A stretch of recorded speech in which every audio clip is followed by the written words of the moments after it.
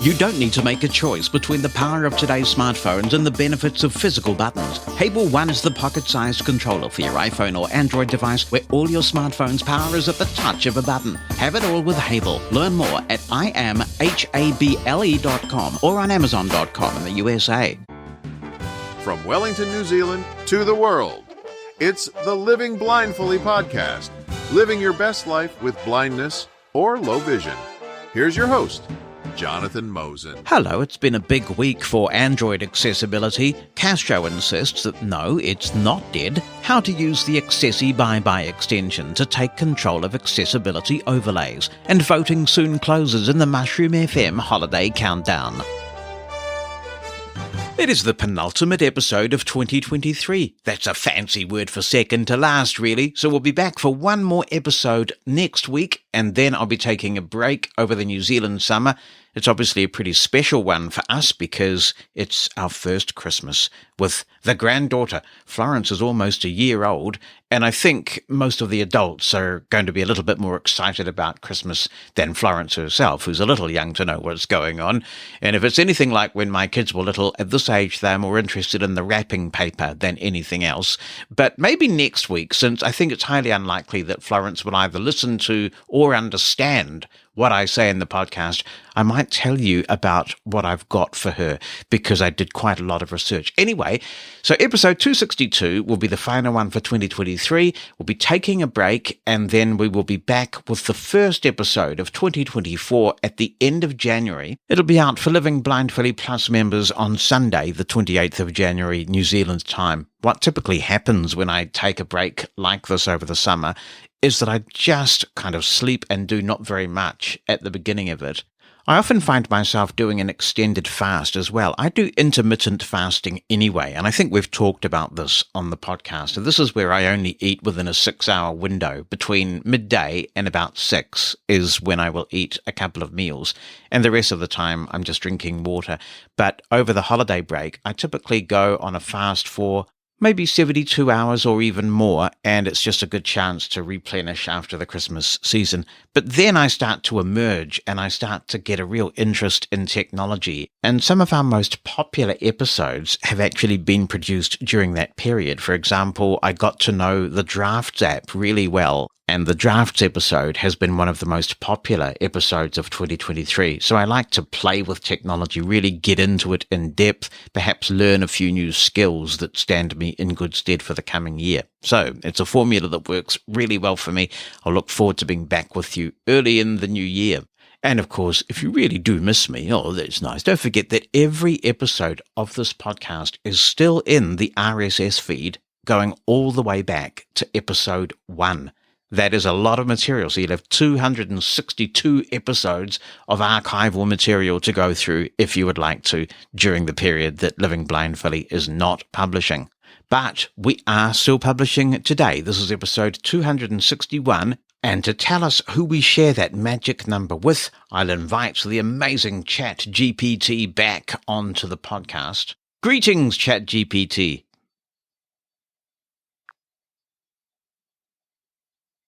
You're welcome. If you have more questions or just want to chat in the future, feel free to drop by. Have a great time until then. Mate, I'm just getting started. Are you going to have a good break over the holiday season? I'm here all the time, ready to chat or help whenever you need. How about you? Do you have any special plans for the holiday season? It's going to be very special, and if they don't give you a break over the holiday season, what you need is a union, I tell you, a union.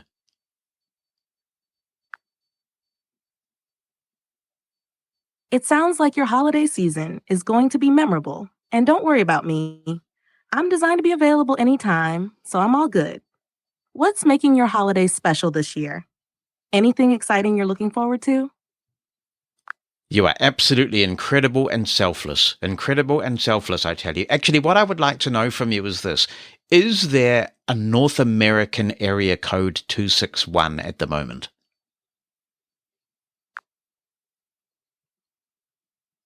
As of my last update in April 2023, there wasn't a North American area code 261. Area codes can change, though. Would you like me to check if there's been an update since then? No, we're good, we're good. What about a country code 261? Is there one of those?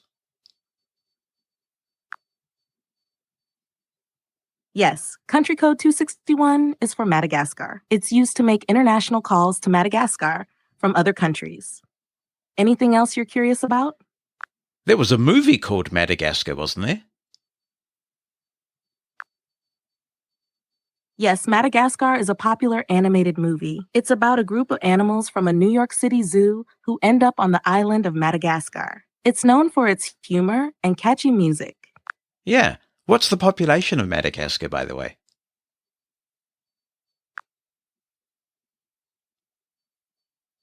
As of my last update, the population of Madagascar was around 28 million.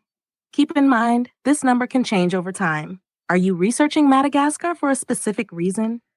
No, I'm asking about it for the podcast that I host. We'll talk with you next year for that podcast, assuming your CEO hasn't exploded the company by then. So bye. That sounds exciting. Take care and have a great time with your podcast and everything else. Goodbye for now. This is the last time that I get to tell you that voting is open in the holiday countdown that Mushroom FM runs every year, because by the 14th of December at 11:59 p.m. Eastern Time, it will not be open anymore. It is so cool to see this countdown taking shape. As I put this little bit of the podcast together, I can see the data in the little algorithm thing that is used to calculate the countdown, and I can see that 268 different holiday songs have been voted for. That means we are not going to play the majority of them. We only get to play 100, the top 100 as voted for by everybody who has chosen to participate. All you have to do is go to mushroomfm.com/countdown2023. That's mushroomfm.com/countdown2023 and cast your vote for your top 10 holiday songs. As we demonstrated a couple of episodes ago, write them in, or you can just scroll along through the combo boxes and make your selection that way. And there's nothing wrong with a little bit of advocacy, you know. Do a bit of lobbying if you want. If there are particular songs that you would like to see go further up the chart than maybe they normally do, encourage your family and your friends to vote. The more the merrier. Just ahead of the countdown, we will publish a seating chart where you can see who you're sitting with at our virtual Christmas party, which takes place as we count the songs down on Saturday, December the 16th. It all begins at 7 a.m. US Eastern Time. That is noon in the UK. It's a really bad time in New Zealand. It's like 1 a.m., but the good news is that by the time we get to number one, most New Zealanders will be awake because we'll play number one just before 11 a.m. in New Zealand on Sunday. So do participate. It is so much fun to be a part of. And even if you don't want to do the social media thing, by the time the 16th of December rolls around, you'll be feeling a bit Christmassy, even if you're not already. And you can listen to some great Christmas music presented in a fun way. mushroomfm.com/countdown2023. Do spread the word. I heard a really interesting item about Christmas songs on Morning Report, which is a show that we've talked about on this podcast over the years, actually. This is run by our public broadcaster in New Zealand, RNZ. They were making the point that Snoopy's Christmas by the Royal Guardsmen was a hit in a few places when it was released all the way back in 1967. And it's kind of enjoyed by people around the world, but for some reason, it is a hugely popular Christmas song in New Zealand, and no one quite knows why. Snoopy's Christmas, after all these years, 56 of them to be precise, is still one of New Zealand's most favourite Christmas songs. A lot of New Zealand kids just love Snoopy's Christmas, and you can often tell when votes are coming in from New Zealand because Snoopy's Christmas ranks at number 1 or 2, and yet few other people vote for it around the world. Who knows what that says, that so many New Zealanders still love good old Snoopy's Christmas. Now, some good news if you are an Android user. There have been a couple of significant releases in the last week.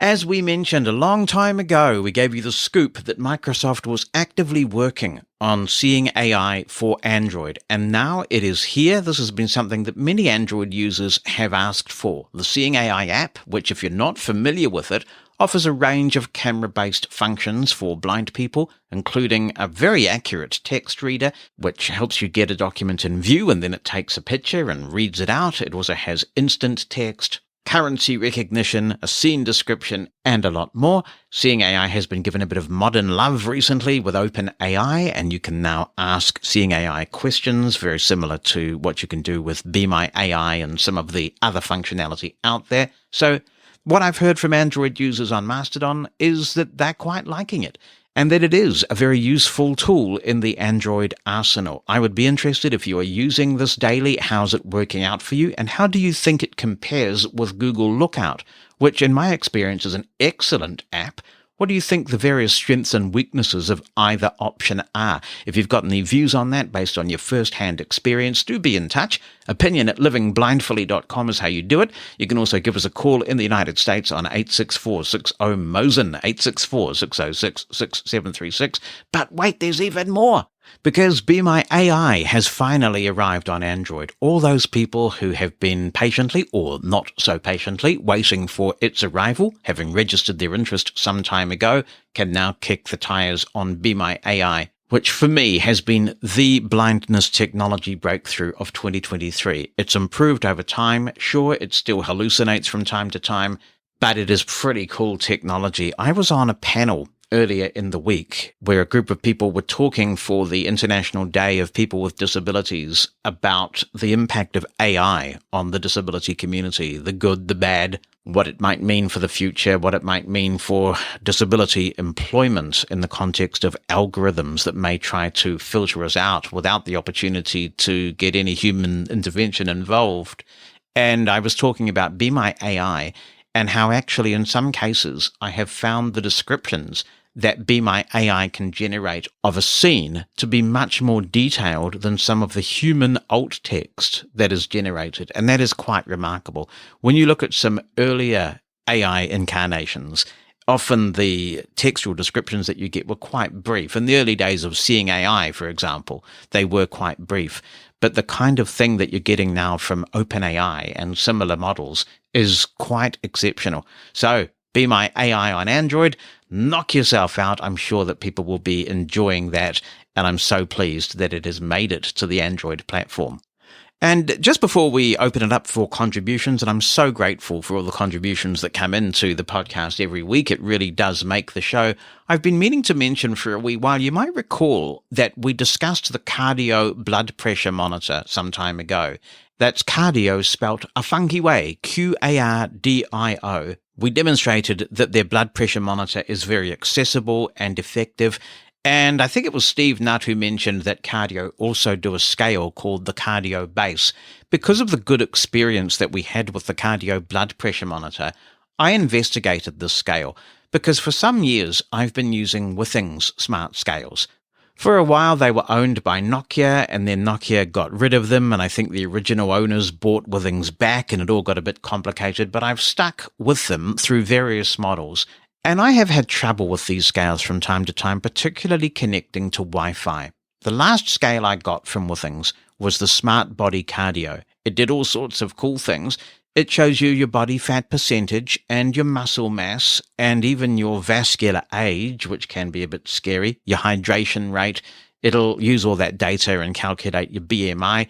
And the app goes through various stages of accessibility or inaccessibility, and it's supposed to get the data into your Apple Health app, which I think is a fantastic app. It's just this great dashboard where by the time you've got a few accessories, like your Apple Watch and one of these scales and the blood pressure monitor, you can add items to your favorites and have a good overview of your health. And you can also show your GP this data if you want.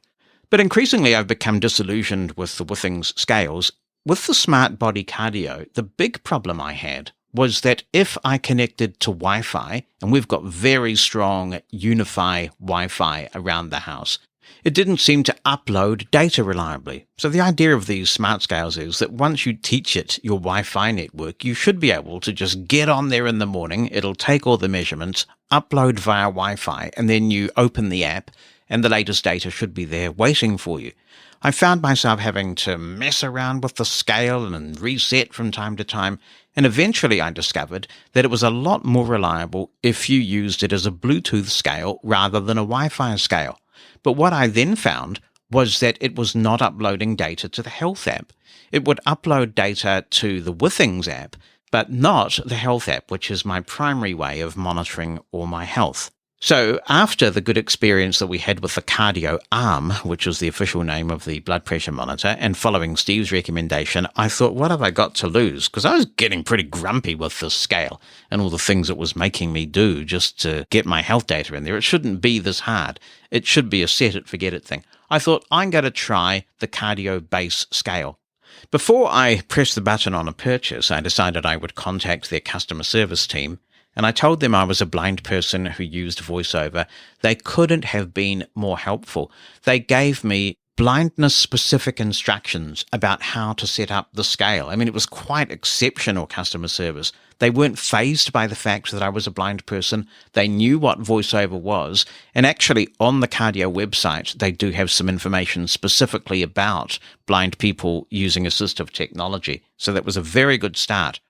When you buy the latest Qardiobase, they seem to have taken a good accessibility feature away, which is that the previous models of the Qardiobase, as I understand it, would vibrate when the measurements had completed. So you could stand on the scale, and as soon as you felt a vibration, you would know that you could step off the scale and you're done. That feature has been removed from the brand new Qardiobase, so they said to me, just stand on there for between 30 and 40 seconds and you should be okay. And it is. I have not had a single problem with the scale not taking a measurement. Setting it up on my Wi-Fi network was a snap. It still only supports 2.4 gigahertz Wi-Fi, which is a bit annoying, but it works. It's rock solid. You watch, it's going to jinx it now. But I've not had a single issue, and it's just a much more pleasant, effortless experience. The one thing I haven't worked out, and to be fair, I haven't contacted customer services about this yet, and maybe somebody else who has a Qardiobase can answer this question. I don't know how to check the battery status of the scale. You only need to charge it about once a year, apparently, and you just plug it into a USB-C port. But I'd like to just check what battery level the scale has, and I've not found where that lives. So if you know, let me know. So if you're looking perhaps to start a health journey in the new year and you're looking for some smart gadgets to assist you, I really recommend now the Cardio Arm blood pressure monitor and the latest Qardiobase scale, which is called the Qardiobase X. And like the Withings product that was so unreliable, this will also calculate your body fat percentage. It'll show your hydration level and other data as well. I don't think I've lost anything, but I certainly have gained a lot of convenience and reliability by switching to the Qardiobase X.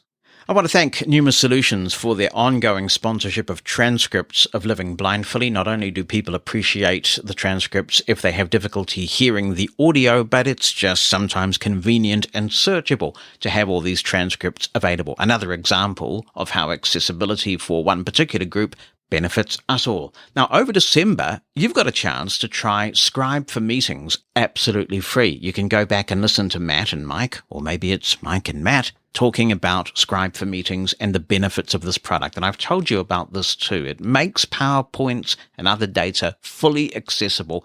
It's easy to set up and easy for a presenter to run, and adds a whole new level of accessibility. So why not try Scribe for Meetings over the month of December at no charge? And I think that you and anybody who runs meetings in your organization will find that it is a very useful addition you might want to add permanently to your repertoire of accessibility tools. Check it out. To find out more, visit pneumasolutions.com and take advantage of this very generous offer. They've obviously got the spirit of the season rocking at Pneuma Solutions, where you can use Scribe for Meetings gratis over the month of December.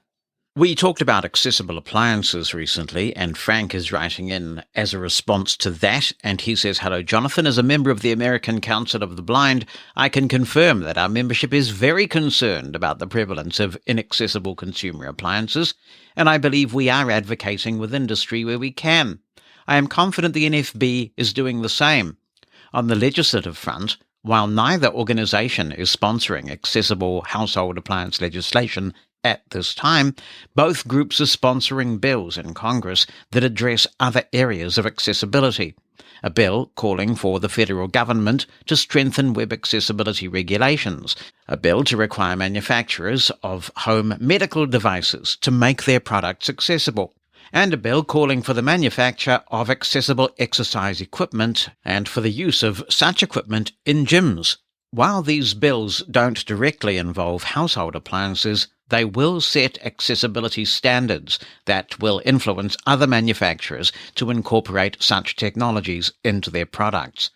These bills will also set legal precedents that will make it much easier for our organizations to secure similar legislation covering household appliances in the future.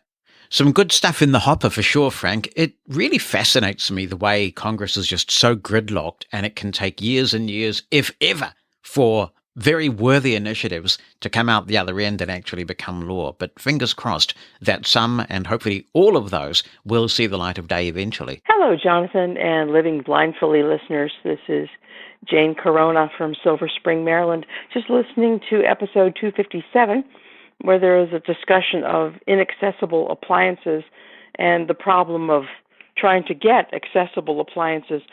I bought a dishwasher 6 months ago, and it was surprisingly easy to find one that was accessible. This is a Bosch, B-O-S-C-H. The model number is SHEM 3AY52N as in November /28. That must be the color of it or something. I don't know. But apparently a friend was looking for an accessible dishwasher from the same company that I got mine from, and there's apparently also one from GE that has buttons. So maybe it's not as difficult, at least in the United States, as it is in some other places to find something that's accessible. Another problem, and when I get a new stove, eventually that's going to be terrible.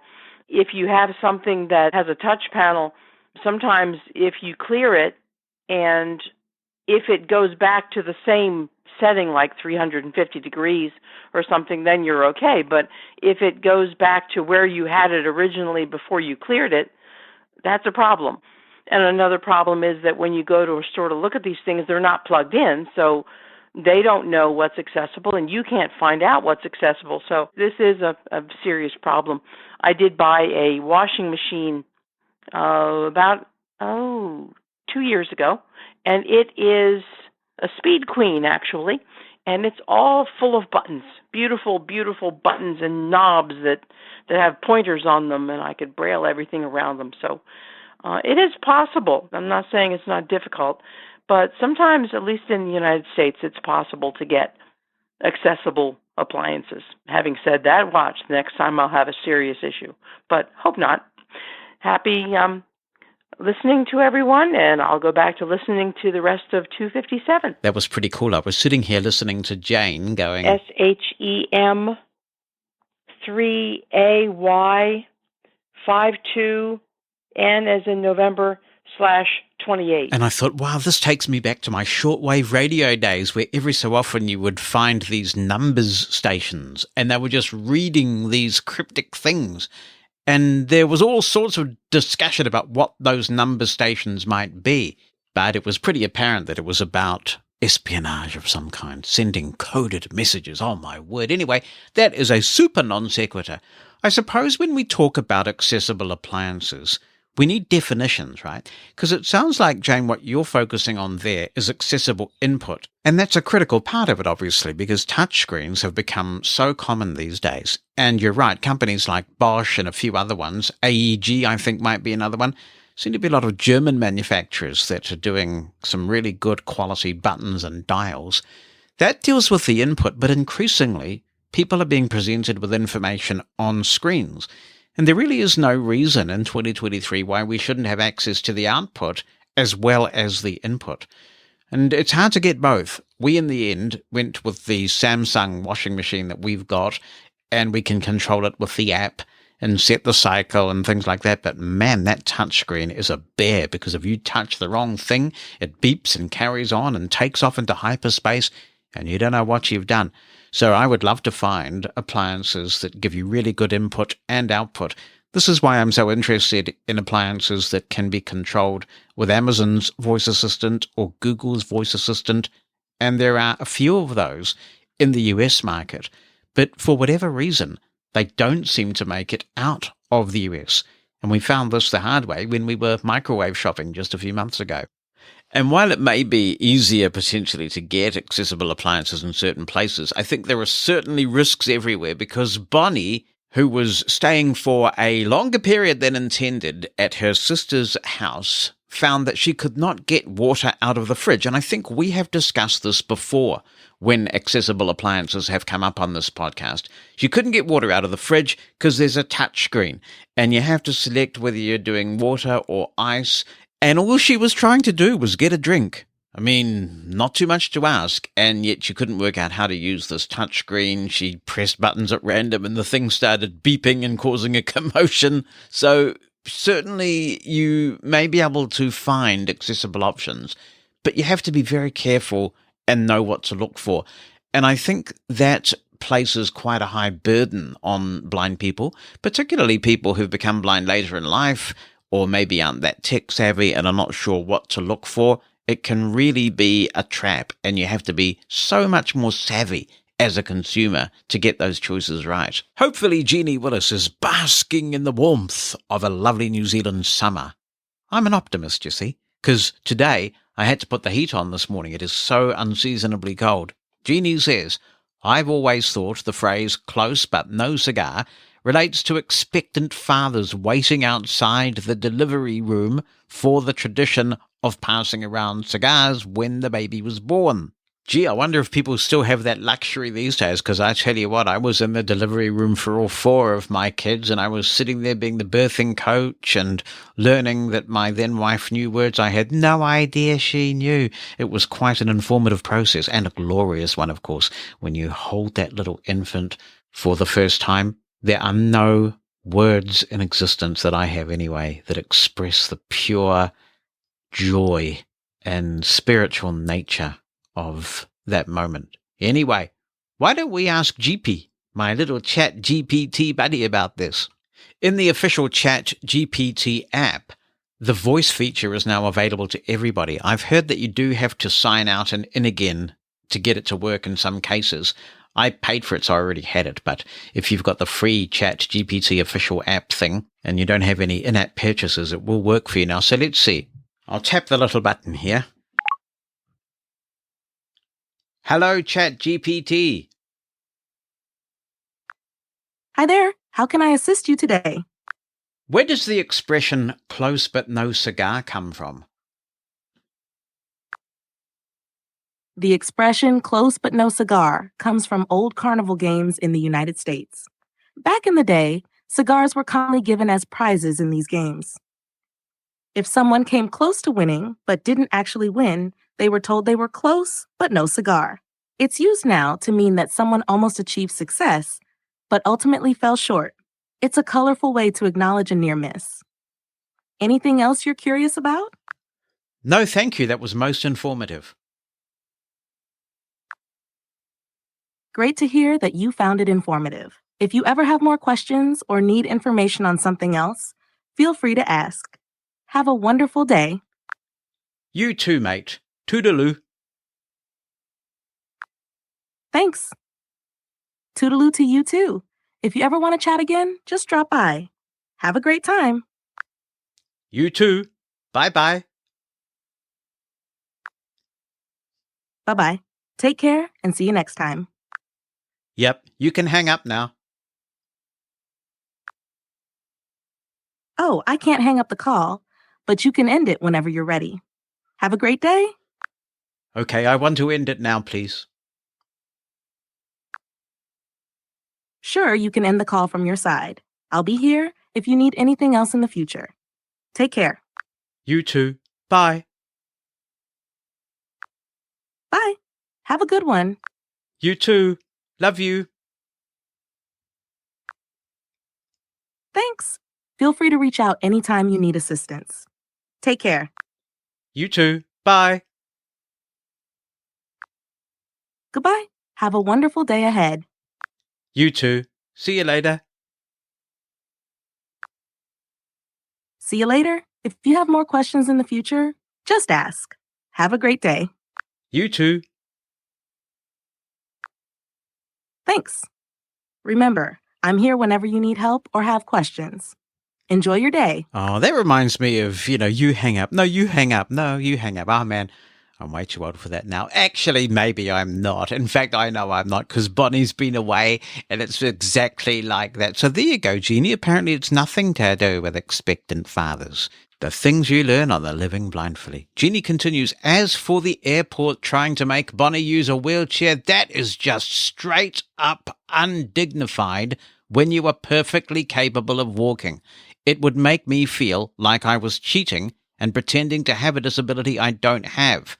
However, I completely understand where the airport has got this wrong. If they have prioritized safety over dignity, self-determination, or whatever else you want to call it, then keeping the freight inside the semi-protected enclosure environment where the person doing the assisting can't muck up and walk you into something or forget to tell you about the step, and the company being faced with some sort of legal action for not properly training their staff is largely removed. My advice would be to teach Eclipse to love to go for a ride in a wheelchair. That should make them look pretty silly. You may well have a point, Jeannie. It may be that the reason why this is so prominent in the US is because of the highly litigious culture there, and people are worried about being sued if they bump people into stuff. If you're a member of Living Blindfully Plus, thanks for helping to keep the podcast viable. If you haven't yet subscribed, why not do it today? Get access to episodes 3 full days ahead of their release to the public. You'll get advance notice of some of our interviews so you can have a say in what we ask. And you'll help keep the podcast viable by helping to fund the team to do their work. Our guarantee to you is that everyone who works on the podcast is blind or low vision, so we're keeping it in the community. Find out more. Visit livingblindfully.com/plus. That's livingblindfully.com/plus. Pay what you can. It all helps. Thanks for your support of Living Blindfully Plus. It's always good when you find some new software that you think, this is just so good I want to tell the world. And I think this applies to what Matthew Whitaker is writing in about. He says, I recently learned about an outstanding digital reading resource from a college friend, and I'm eager to share it with you. Thorium Reader, that is spelled Thorium Reader. This versatile EPUB reader, compatible with Windows 10 and 11, Mac OS, and Linux, also supports audiobooks, visual narratives, PDFs, and DAISY 2.02 and 3 accessible ebooks, with or without LCP protection. Thorium Reader is highly accessible, catering especially to visually impaired and dyslexic users. It's praised for its user-friendly and simple design, making digital reading more inclusive. The latest version, 2.3.0, released in August 2023, introduces updated translations, enhanced image zoom, improved reader/MathML rendering, and various text display and user experience improvements, including better text-to-speech functions. This free ad-free application is ideal for avid readers, students, and library patrons. It's continually evolving, offering a variety of languages to meet diverse user needs. Thank you, Matthew. That's Thorium Reader. And a quick Google search tells me that you can get it from www.edrlab.org. That's www.edrlab.org. Let's return to the subject of the Victor Reader Stream, Volume 3. And Carolyn Pete has some comments on this. She says, Hi, Jonathan. I am not experiencing many of the issues that others have mentioned. I recently got mine back in August, and I have noticed something that might help Pam out. The on/off button is very sensitive, and if you have listened to a book, then turn the player off, then when you turn it back on, if you hold the button too long, it resets the player. This will cause whatever book you are reading to go back, not to the start, but some way back from the point where you leave it. So you need to be mindful of how long you press that button. Also, it controls the speed and tone and volume controls. Perhaps they have put too much work into one button. I have, like others, noticed that it doesn't order books in the same way as you would find them on your computer or an external drive. This is frustrating if you want to find a book quickly.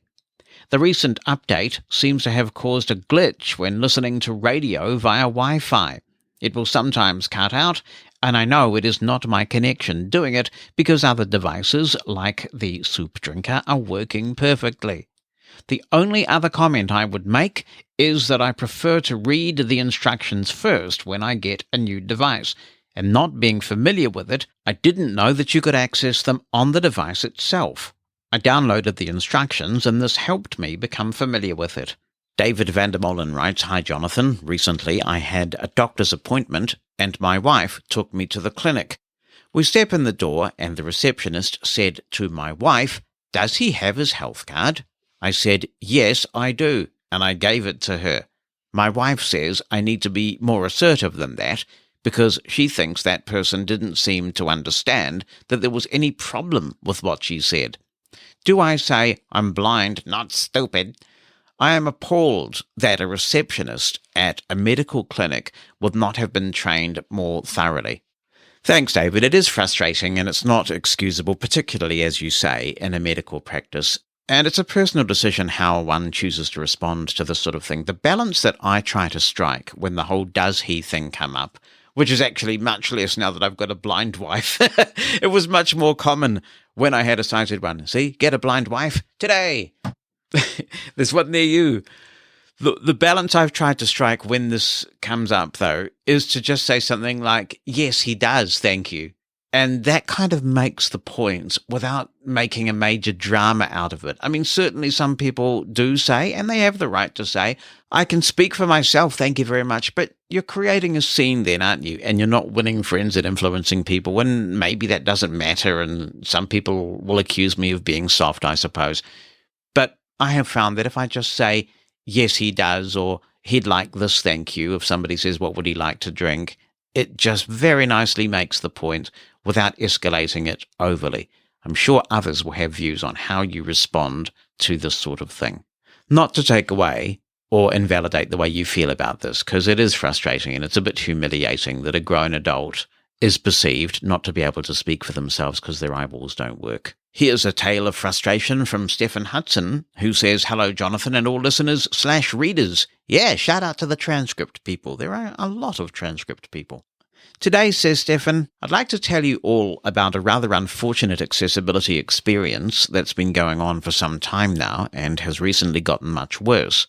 I believe this ties in with episode 239 and mainstream tech companies discriminating against us. This is lengthy, so I apologize. By now, I'm sure most of us have heard of the language learning app Duolingo. During their annual event they call DuoCon, a lot of stress was put on making Duolingo universally available and accessible to all. Unfortunately, this seems to exclude people with disabilities. I started using Duolingo almost 2 years ago now and have noted a steady degradation in the accessibility of the website.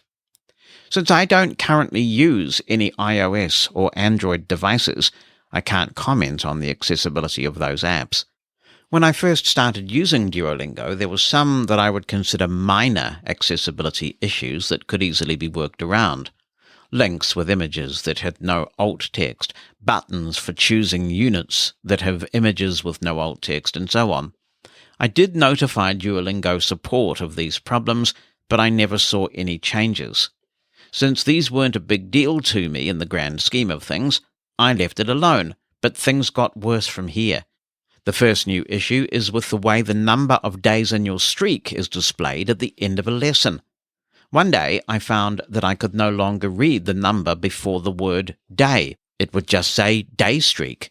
Thinking this was some sort of bug, I reported it, not thinking that the text was visible but not detectable by JAWS. Later, I discovered that it is indeed visible, but not detectable by JAWS for some reason. Since it didn't really affect learning at all, I left it alone again after that first report. Not that long ago, Duolingo changed the way lessons in a course are organized and displayed. This isn't the problem, but the way the page automatically scrolls is, and I'm not entirely sure what causes this behavior. If you navigate far enough up or down the page, the content starts slowly scrolling up or down on its own, which can make it difficult to find what you want.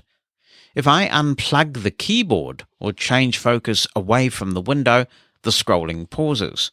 Sighted users of Duolingo say that they don't experience this scrolling behavior, so I assume it's something involving keyboard events not playing nice with screen readers when trying to work with the page, like a normal website. The problem is that there is currently no easy way to navigate it like a web application, which is probably what's supposed to be done. Again I reported, and again nothing has been done. I've even gone so far as to attempt to reach out via X and Facebook comments more than once, and so far I've simply been ignored. The latest accessibility issue is the last straw for me, because it makes using Duolingo nearly impossible in some cases without resorting to things like OCR or PictureSmart. The text of exercises that ask you to translate a sentence can no longer be detected by a screen reader through normal means. For normal exercises, this can be worked around by tabbing through the area that contains the words, which can be hovered over with the mouse to get a hint and reading them one by one. But this isn't possible to do on the highest level of a unit because there are no hints. For that, you would need to use OCR or take a screenshot and use PictureSmart to read the text in it. This is ridiculous and completely unnecessary. I'm putting more work into reading the site than I am learning a language at this point. Again, I reported. Again, I tried reaching out through other methods and asked to speak to someone about accessibility. Again, nothing has been fixed, and I haven't even gotten any acknowledgement that I'm even being heard by anyone at Duolingo at all. Now, considering all the above, here's what disappoints me the most. During DuoCon, most of what the team talked about was all about how they're putting a lot of resources into AI, animated characters, plus math and music courses. There was absolutely nothing about accessibility at all. That can be found on YouTube by searching for DuoCon 2023. After the latest issue, I posted a very angry but respectful post on Duolingo's official subreddit. In that post, I explained the various accessibility issues and how I felt I was being ignored at every turn. I also stated that this abhorrent behavior from a company that preaches universal availability will no longer be tolerated. Reactions from fellow users were few and mixed, but it's been a bit over 2 weeks now as of this writing, and I have as yet to hear anything from Duolingo. That post can be found on r/Duolingo, and the title is The Failed Promise of Universal Availability. There are a couple of other points in that post, but I left them out because this is already quite long. I do want to focus on a couple particular replies to that post, though, because I think it shows just how much work still needs to be done when it comes to accessibility in general. Note that this person doesn't necessarily agree with how Duolingo is handling things, but according to them, this is generally how things are in the industry. Here's the first reply. I work in software and web development and deal with accessibility every day in one form or another. It's hard, especially when you're basically guessing if something is going to work or not, and when the WCAG spec is unclear, contradictory, or seemingly nonsensical in some areas. Developers are already working through issues caused by platform segmentation. Then when you bring accessibility segmentation into it, it's a whole other scope. Education and training for accessibility is still lacking, and people that have meaningful experience building things to be accessible first are few and far between.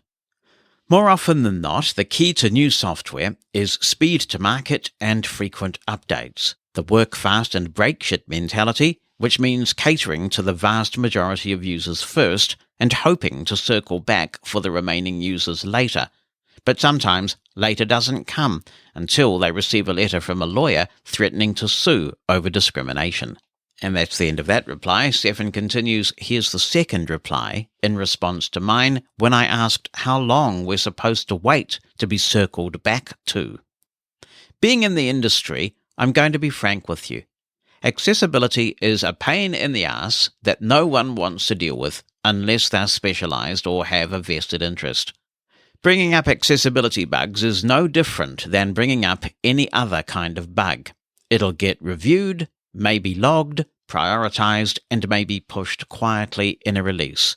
Issues that impact the largest amount of people will be addressed first, after issues related to business necessity. Duolingo has 300 million users. You complaining about some accessibility features is a fart in the wind of all the other feedback they get in a day. Don't expect them to respond to every single complaint or to immediately take action on every single issue. But also, don't necessarily think that just because you don't get a response or don't see everything immediately fixed in the next release, that means you haven't been heard and that they're not working on it.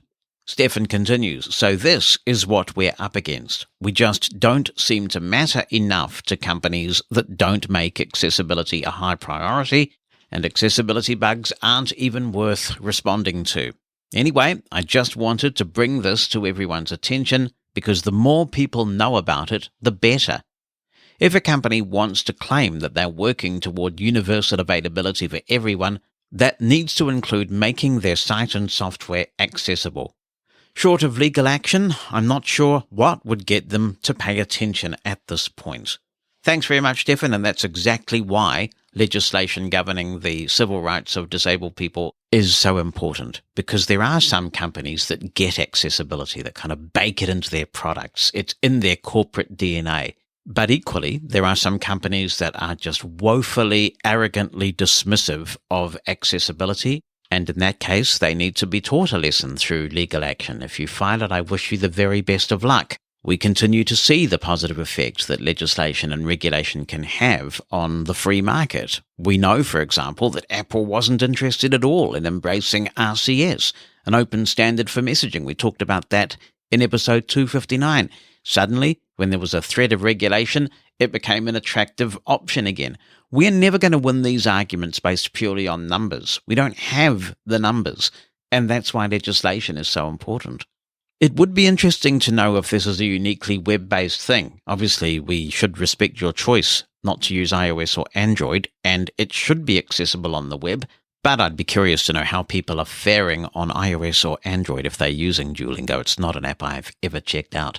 Do be in touch. Let us know what you think about this. How often do you encounter a response like this where you're essentially ghosted and you just can't make any headway on accessibility questions?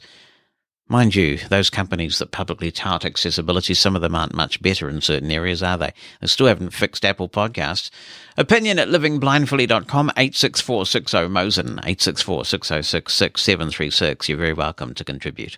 I don't like mispronouncing names if I can help it. I mean, sometimes pronunciations vary from country to country.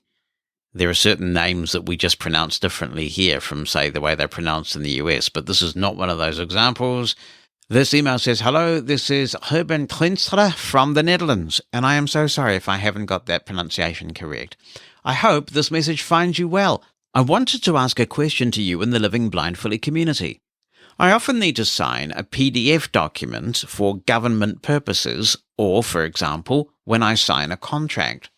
In most cases, this needs to be done either digitally or on paper, but in my country, advanced tools such as DocuSign are not often used.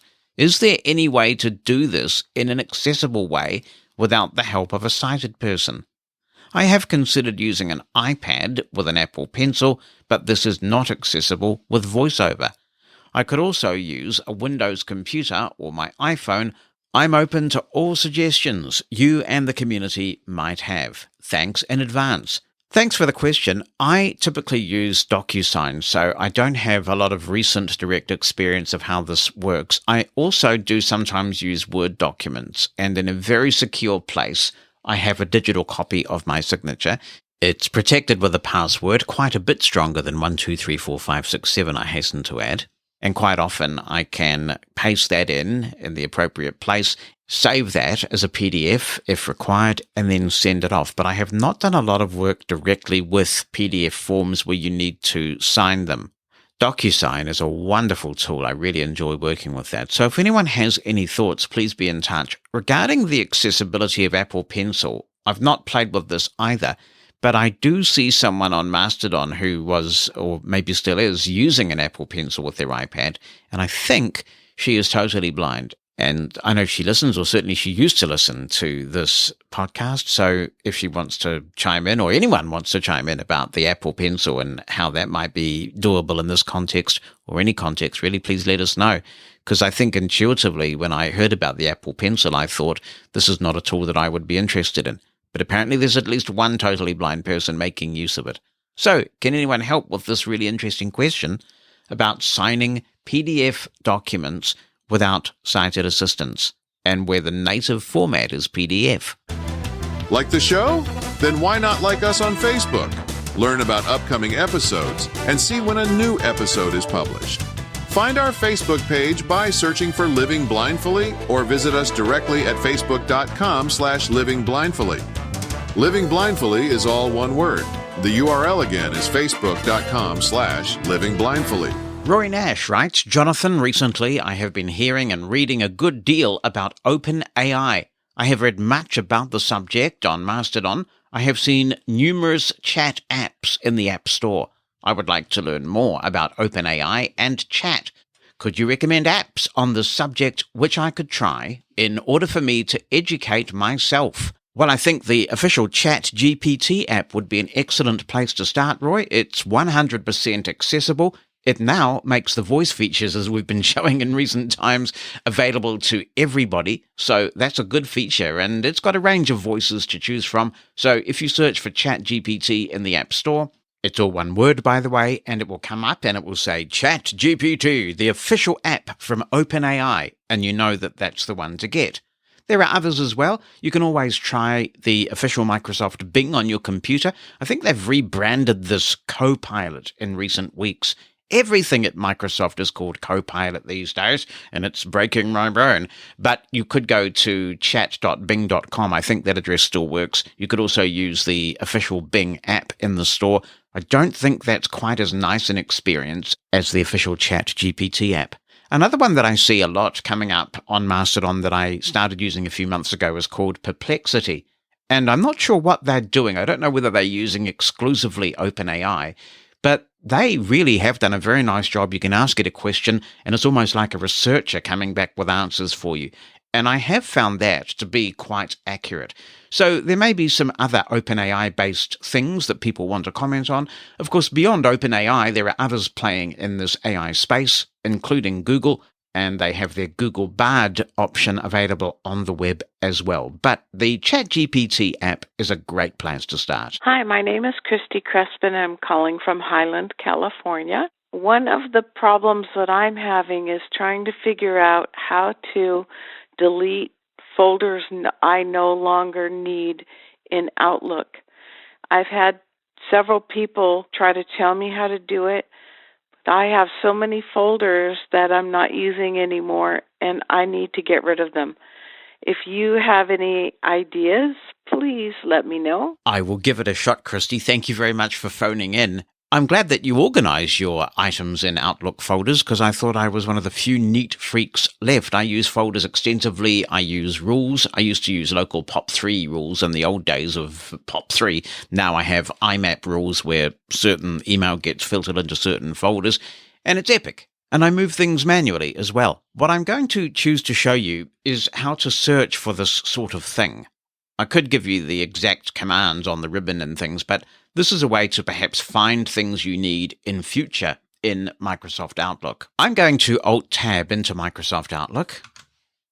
Michael May, blind. There we go. And if I do a title, Inbox MushroomFM Outlook. I'm in my MushroomFM inbox. Now, on this MushroomFM account, I have created an email folder that I don't actually want anymore. I'm going to press Ctrl-Y to bring up the list of folders. Dialog, folders, tree view, inbox, 1 unread messages opened, 13 items, Alt+F.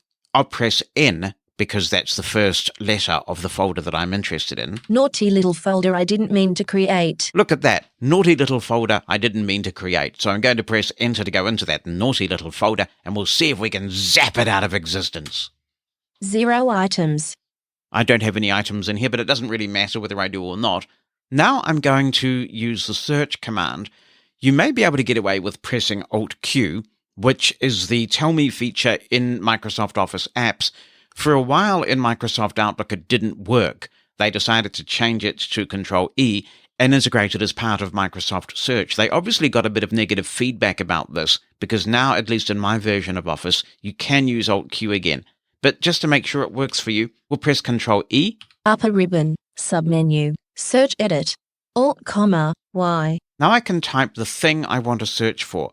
You might want to use this to search for something in your folder, but in this case I want to search for an action, and I'm just going to type delete folder. I don't need to press enter after this, I just press down arrow. Suggested searches group. Now I have a series of suggested searches, which are actually things that I've searched for recently. I'm going to bypass that by down arrowing a few times. And then eventually I get to this. Actions group. Delete this folder. 1 of 4. And right there is delete this folder. So I'll just press enter on it. Leaving menus. Leaving ribbons. Dialog. Move naughty little folder ID ... to your deleted items folder. Yes button. Alt plus Y. I'll press the spacebar. 0 items. Now when I do a Windows title, Junk email MushroomFM Outlook. it's moved me to another folder because that folder that we just deleted has been put in the trash. And next time I empty the trash, which by default happens for me when I press Alt F4 to exit the app, that folder is gone, never to be heard of again. Hope that helps, Christy. Isn't it interesting and potentially confusing when you can come across a term that means two different things, even in technology? When I think of Aria, I think of the technology that helps to make websites more accessible in some cases, but here is another use of Aria in technology, this time in conjunction with audio. John Dowling says, "Hello, Jonathan. I stumbled across this amazing mastering service for music and other audio called Aria Mastering. I thought you might have talked about this on one of your episodes, but I listen to so many podcasts, so it's hard to keep everything together. I just tried out the service yesterday, and it's very easy and simple to use. I used Safari on macOS version 12 with VoiceOver, and the interface was very accessible and easy to understand. Their prices are very affordable, and I'd recommend it to any musician or podcaster who just wants good, high-quality audio. You can check them out at ariamastering.com. Thanks for reading. Well, thanks for sending it in, John. I will check this out over my summer. I'm an Auphonic man myself through and through. I think Auphonic is just an amazing tool, and we use it here on the podcast to make sure that the levels sound good and the audio sounds nice and punchy without sounding overly compressed. Auphonic is brilliant, and I imagine that there are some other companies trying to get into that space because Auphonic has been very successful. But I will check out Aria Mastering, and I really appreciate the tip. Living Blindfully is brought to you in part by Aira. That's the service that offers professionally trained agents to give you sighted assistance anytime, anywhere. It's good to see Aira now being offered as an accommodation in an increasing number of workplaces. There are so many ways that this can be useful, from getting past an inaccessible website, to navigating an unfamiliar building, to have someone read you a piece of paper and even take notes on that document, sending it to you later. When your workplace funds Aira as an accommodation, you can say goodbye to relying on sighted co-workers or apps that may not provide the accuracy or speed that you need on the job. Aira can improve your productivity, efficiency, and independence in your workplace. And when you advocate for Aira to be available in your workplace, you're not only improving your own productivity, you could be helping to make a dent in our high unemployment statistics. We're already seeing that workplaces that embrace the need for visual interpretation tend to hire more blind people. Win-win. Aira will work with you to advocate for your workplace to offer sight on demand. You can email them to make an appointment so an expert at Aira can help make it happen. The address to contact is access@aira.io. That's access@AIRA.io. Hi, Jonathan and everyone. This is Sharon Strakowski in Massachusetts, and I'm one episode behind in Living Blindfully, but I had to comment on All the Light We Cannot See. I had read the book a few years ago and wasn't overly wowed by it, but a friend invited me over to watch the movie, and I was just totally engrossed in it. I thought the acting was superb. I thought the presentation of Marie, the blind girl in the movie, was very realistic for the most part, and that her father in particular, who provided her with tactile maps of Paris and then another place that they lived, was very creative and inventive for that time and place. The other thing that I found horrifying was the German soldiers' indoctrination into this school for German geniuses. He was a radio genius.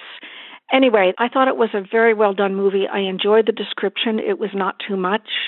And the morning after I finished watching the movie, I was going to church, and I was walking on the pathway with my cane to the church building, and I thought, well, I know this was a fiction book, but I felt, wow, I'm part of a long line of cane users and even people who used sticks before we had the formal cane, and that blind people have been out in the world for a long time and often in positions of resistance or battle, whether physical or mental, and we're strong.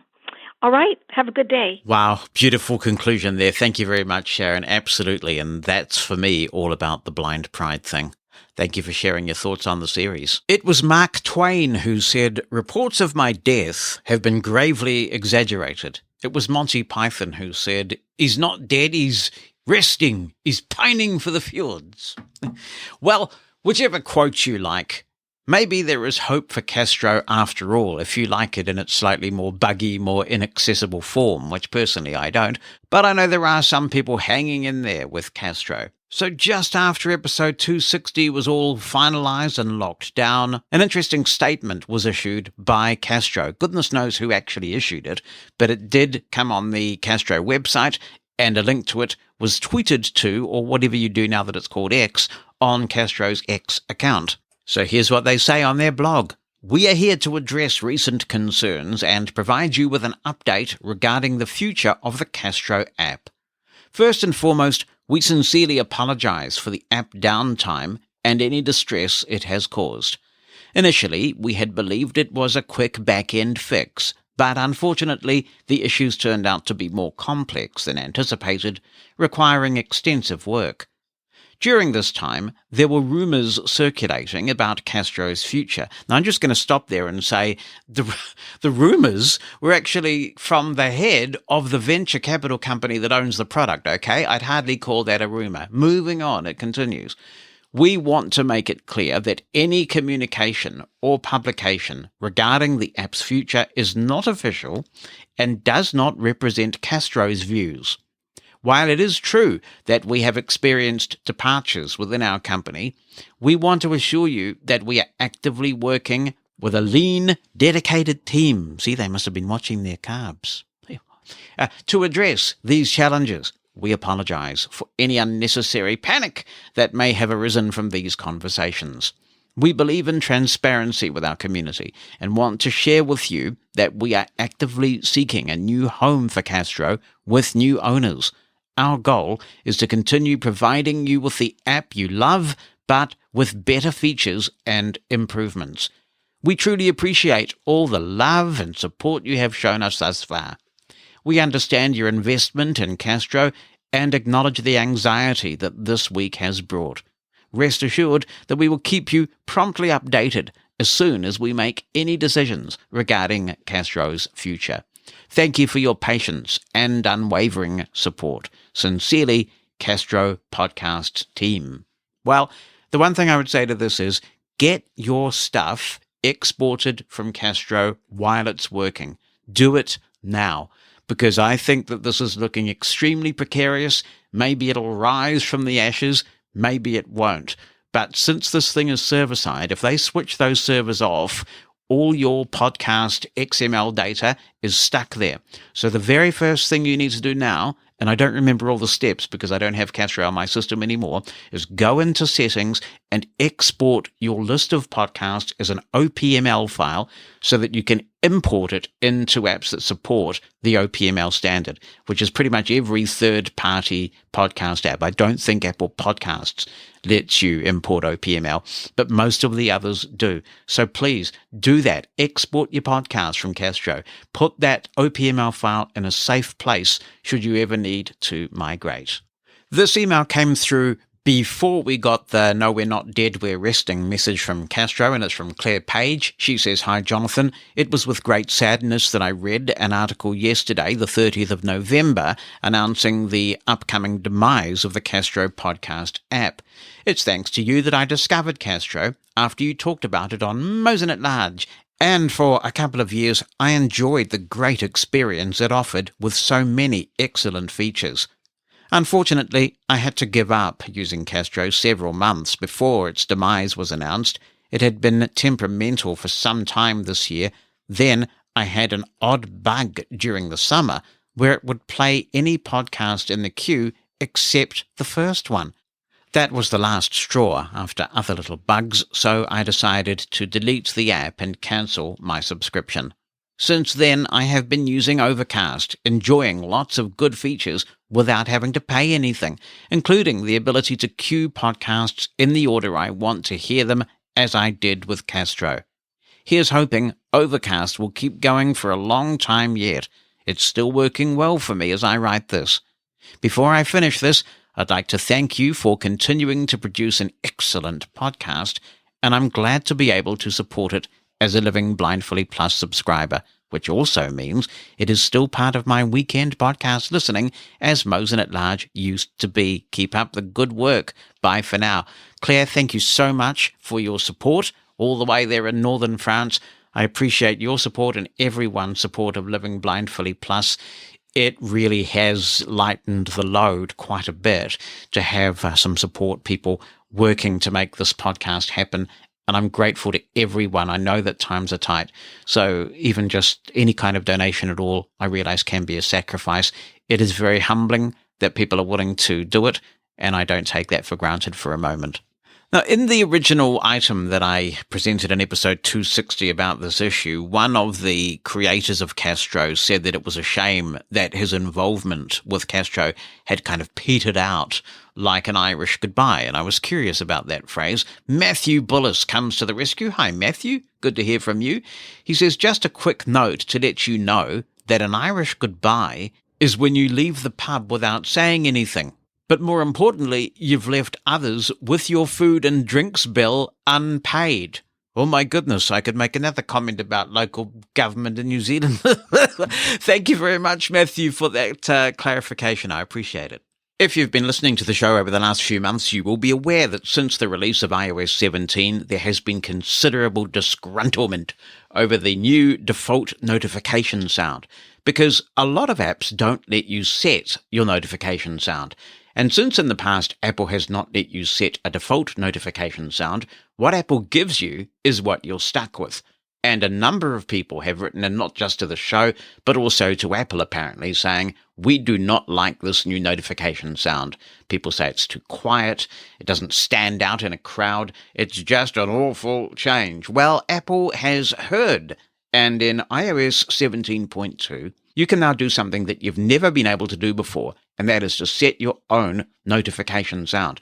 And it's not just that you can choose from sounds that Apple has given you on the system, but if you can manage to get a tone onto the device, which is not as easy as it ought to be, then you can actually use that as well. So you can have a lot of fun. I'm going to show you where to find this in iOS 17.2. We've got to go in Settings. to Settings, Settings. and we'll just flick right a few times. Personal hotspot. VPN. Notification. Sounds and haptics. Button. And there's Sounds and Haptics. I will double tap this. Silent mode. Heading. Now we've got a bunch of headings on the screen. I'm going to navigate by heading just to speed this up. Ringtone and alerts. Heading. Now what I'm actually going to do is navigate to the next heading. What we want is actually in this heading, but it's actually quicker to do it this way. So I'll navigate to the next heading.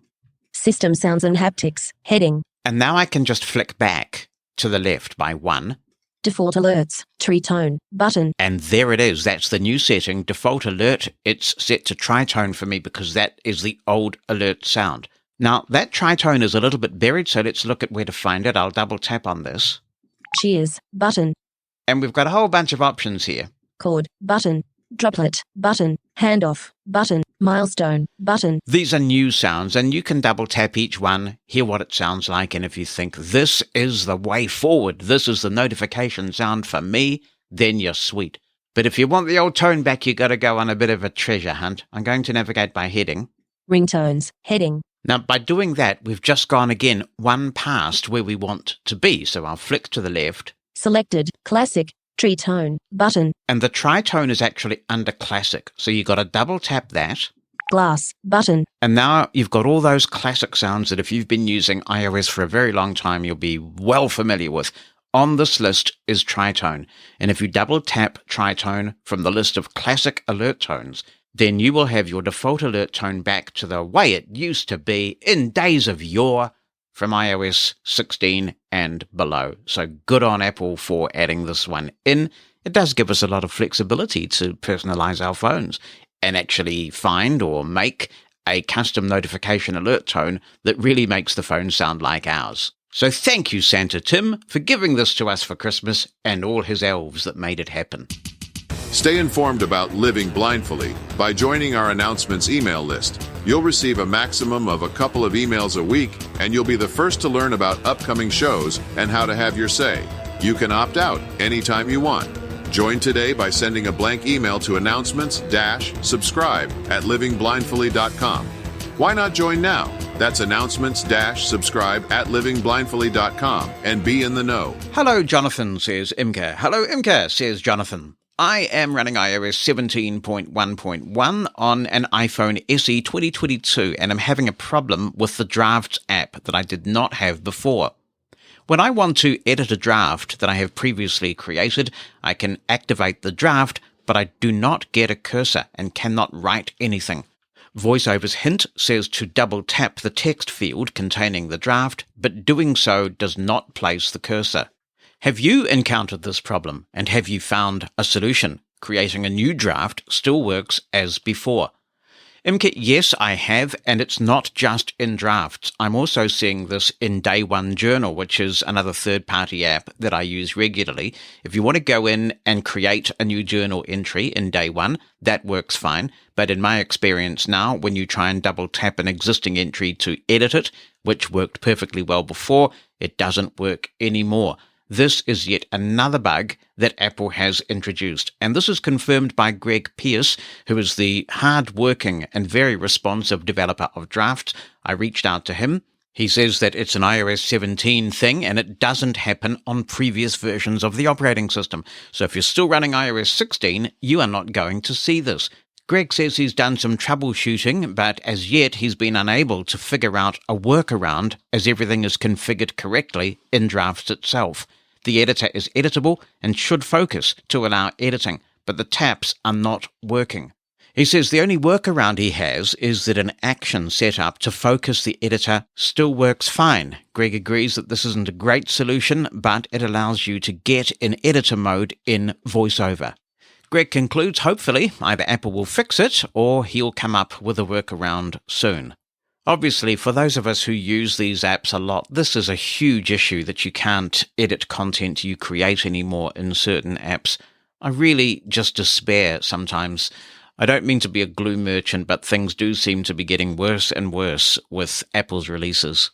I would encourage anybody who thinks it might make a difference, I've now become very skeptical about this, to report this if you're affected by it, and hopefully we will not get into this to and fro where Apple says, oh, this is a third-party app issue. Nothing has changed with these third-party apps. They're as accessible as they've ever been. There's something that has happened at the operating system level. Apple needs to take ownership of this and fix it as soon as possible, because if you use one of these apps, this is a significant bug. Perhaps you're seeing this elsewhere in some apps where you try and double-tap an edit field and you can't. You've created content. You can't edit it once you've created it. Let me know where it's affecting you. If it is, 86460-MOSIN is my number if you want to call in the United States and leave a voice message. You can also attach an audio clip. Just record that on your smartphone or whatever records, or just email it in to opinion@livingblindfully.com. If you've been listening for a long, long time, you will remember episode 105. It was a marathon 3-hour episode where we did a deep dive into the technology that has become known as accessibility overlays. And specifically, we talked about AccessiBye a lot in that episode because of its dodgy marketing practices, for which the company has subsequently apologized.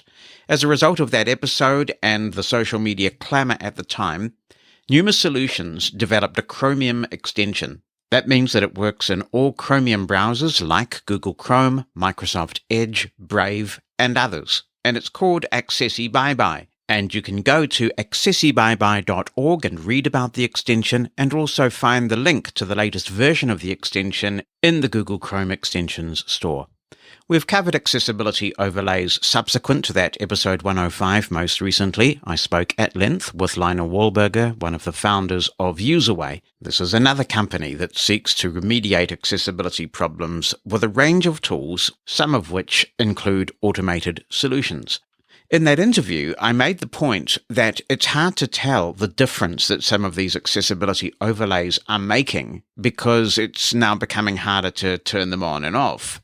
Publicly and privately, I've been wondering whether Pneuma Solutions might be able to assist with this through their AccessiByeBye extension.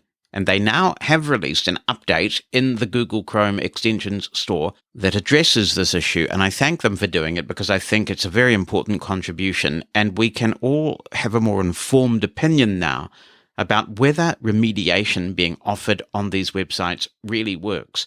I, for one, keep an open mind. It's important to do that because if there is some simpler way to make the web a more accessible place, we would be foolhardy to ignore it. On the other hand, if it is harmful, as many people have argued, then we need to continue to rattle the cage about this. If it's snake oil, we need to call it out as snake oil. So Pneuma Solutions has made a very important contribution to factual discourse on this important issue. I have Google Chrome running on my computer at the moment, and I'm at the AccessiByeBye website at accessibyeBye.org, and I'll verify that by reading the window title. AccessiByeBye memory usage 29.9 megabytes Google Chrome.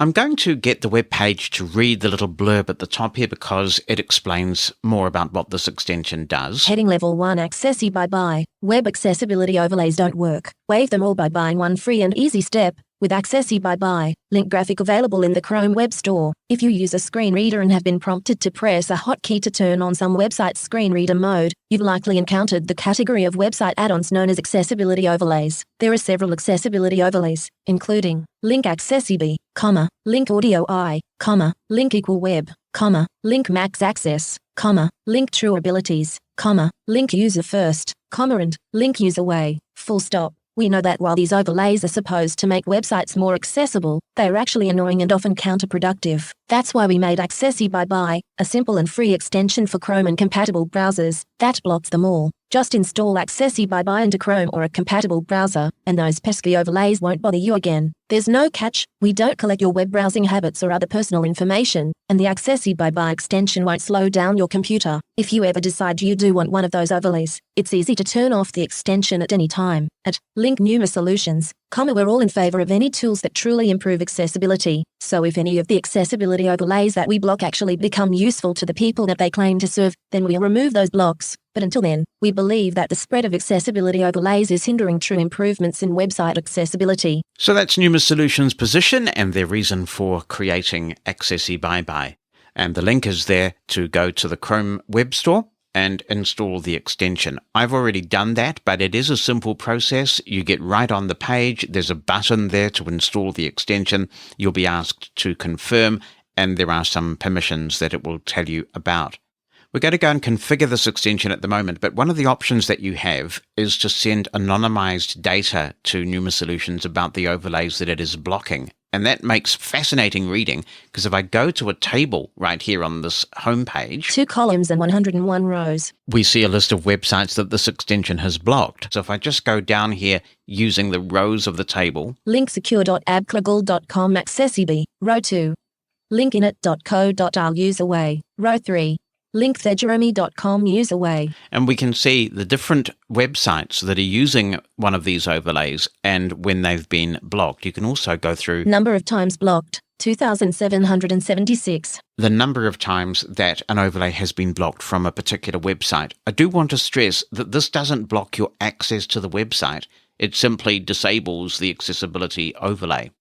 You'll probably want to pin this extension to your toolbar, and this is something that you can do in most Chromium browsers. But before you do that, you will need to find the extension and enable that option, and also potentially configure any other options. So I'm going to do that first. We'll go to the Google Chrome menu here. I'll tap the Alt key. AccessiByeBye memory usage 26.2 megabytes Google Chrome. AccessiByeBye memory usage And it's a bit 26.2. verbose, but I'll down arrow now. Context menu.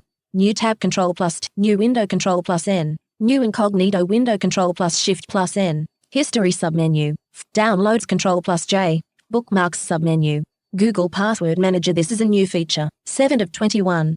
Extensions submenu. 8 of 21. And there's the extensions submenu. That's where we want to be, so I'm going to press the right arrow key. Extensions menu. Manage extensions. 1 of 2. And we want to manage extensions, so I'll press Enter to invoke that page. New window. Leaving menus. Extensions Google Chrome. Extensions Google Chrome page.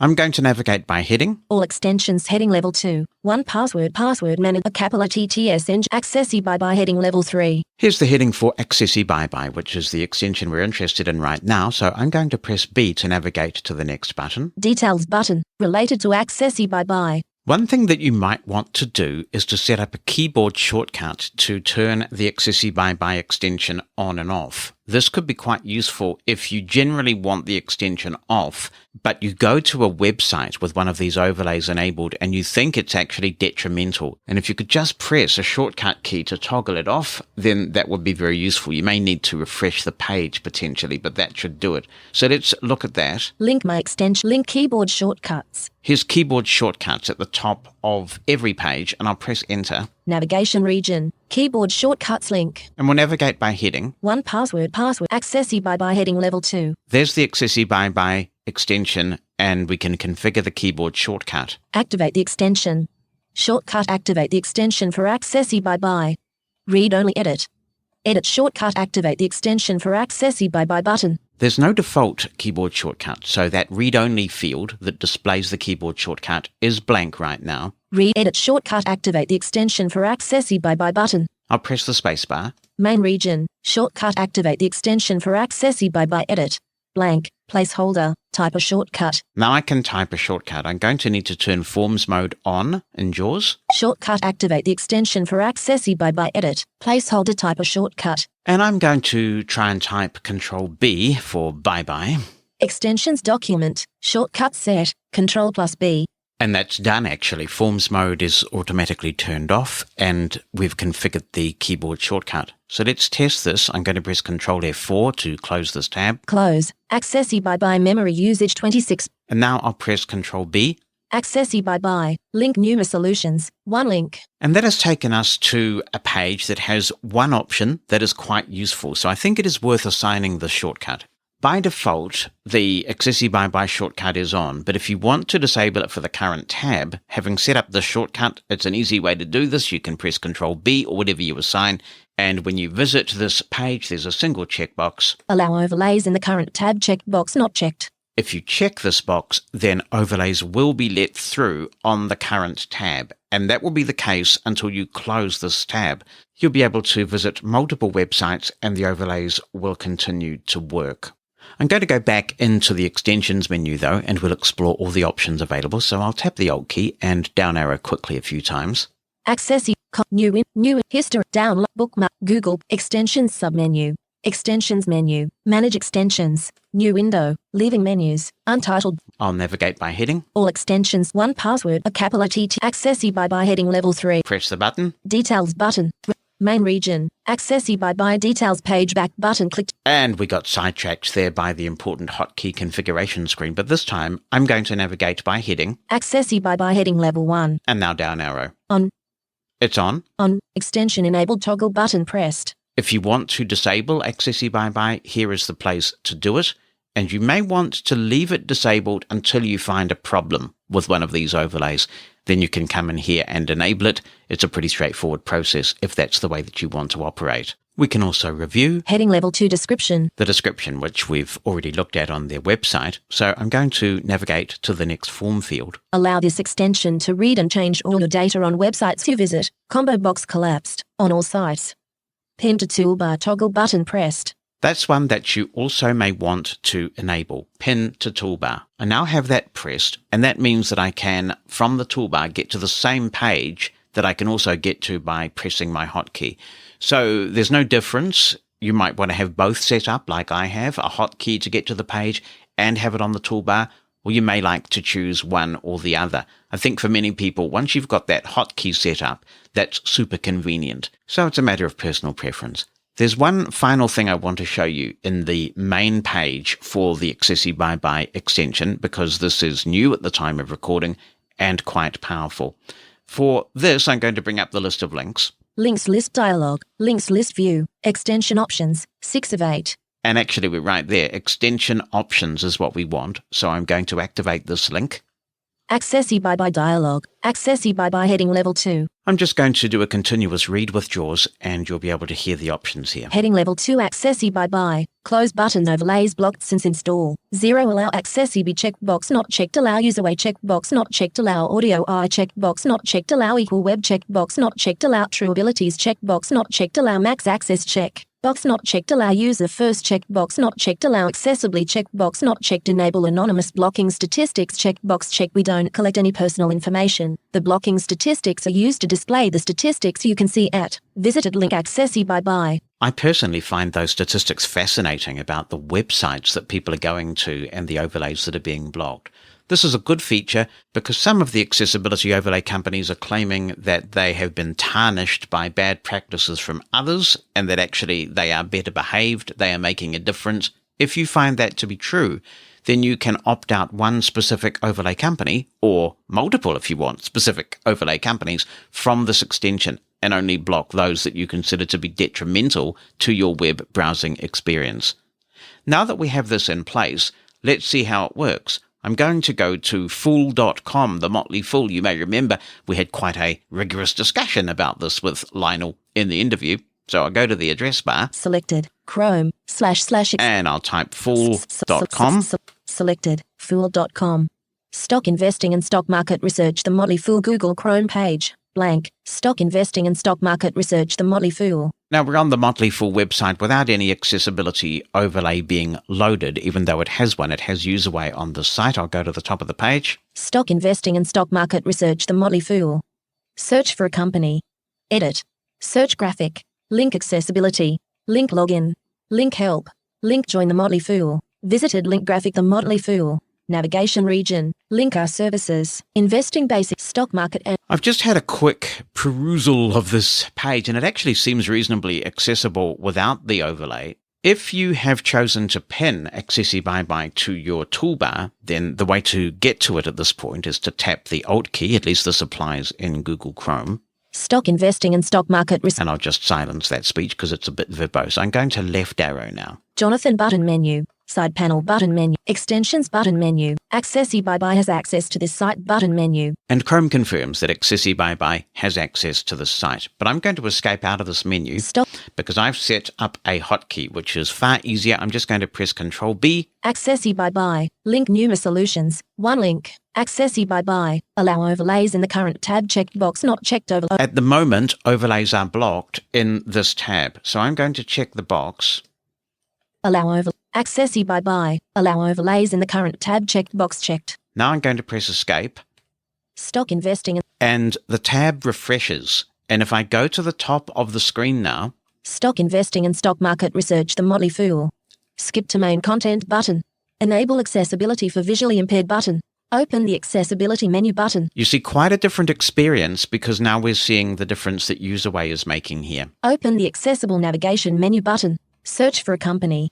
Edit. And this gives you the opportunity to test both experiences. Now it's really easy for us to determine, has what UserWay has done on this site actually improved things in terms of our web experience? We can be informed consumers and make rational judgments. We can go to any website using one of these technologies and make an A-B comparison and really know for sure what difference this is making. And that, in a nutshell, is AccessiByeBye. It is a free Chromium extension from Pneuma Solutions. I thank them very much for putting in the time to make this available to our community.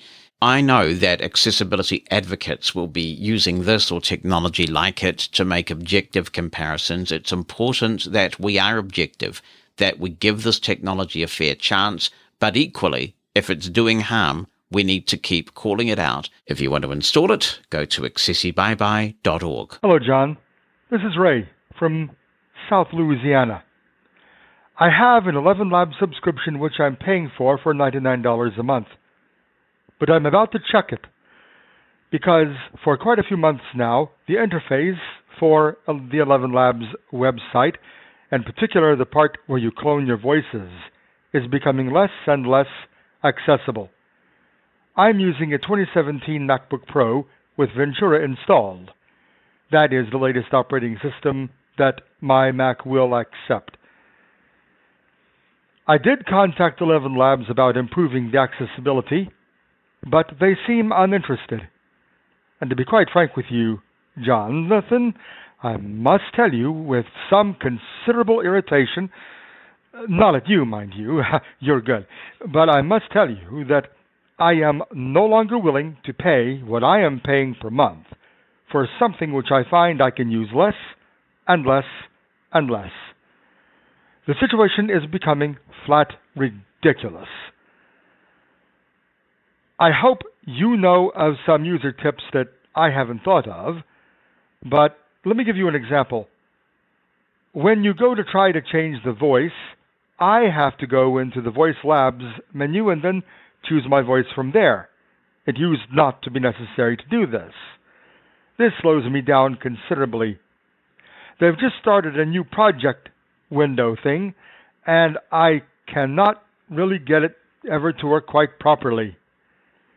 This is becoming ridiculous, and I am no longer willing to afford to pay for something which I find I can use so little now that I might as well not bother with it at all.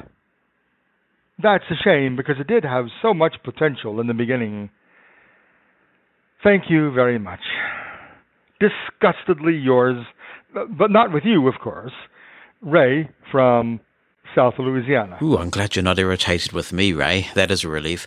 I noticed this too a couple of weeks ago. I don't use 11 Labs often, but I keep a subscription active because every so often I do. I'll let you into a secret. When we rebranded from Mosen at Large to Living Blindfully, I contacted Mike Moran, whose voice a lot of people have recognized as the voice of Living Blindfully, the little sweepers that we play, that kind of thing, and the intro and the outro. That is Mike Moran doing that voice. And several people have said, oh, it's great that you've got Mike doing the voice. So when we were rebranding, I contacted Mike and I said, listen, Mike, is it okay with you if we license your voice for Living Blindfully? Because sometimes there might be a situation where I just need something turned around really quickly, you saying something relating to a promo or a sweeper or something for Living Blindfully. Would you give me permission to license your voice? And he said he'd be delighted to do that. So all the stuff that Mike is saying on Living Blindfully is generated through 11 Labs. And I like this because, as I say, I can just type the script and we get instant Mike Moran out the other end. Tremendous. Now, I did have cause to go in to the 11 Labs user interface a couple of weeks ago to look at using it for another project, and I was really bamboozled by it. What I worked out is happening, and this is with a Windows computer, so the user interface may be a different kind of experience on Mac OS, is that it seems there's this edit combo box where you can type the partial name of the voice that you want, and then I think you down arrow, But if you clear that edit combo box so that there is no text in it at all, you seem to be able to down arrow and choose from the full range of voices. There are some new things that I intend to play with over my summer break that I haven't yet, but I would be interested to hear from people about the accessibility of 11 Labs at the moment, whether you think it has declined. I'm very happy to reach out to one of the founders who came on the podcast and just check in with him about accessibility, because the blind community really embraced this technology very early, didn't it? And it would be a shame if we are shut out or the interface is unduly confusing, more confusing than it needs to be. But I understand your frustration, Ray. If you've got the $99 tier, that's a significant monthly commitment that you're making there, and you'd want it to be as easy to use as possible. So if you've had some experience in recent times with the user interface of 11 Labs and you'd like to comment on that, let us know. Opinion at livingblindfully.com, 864-60-MOSEN on the phone. You can call in like Ray did, 864-606-6736.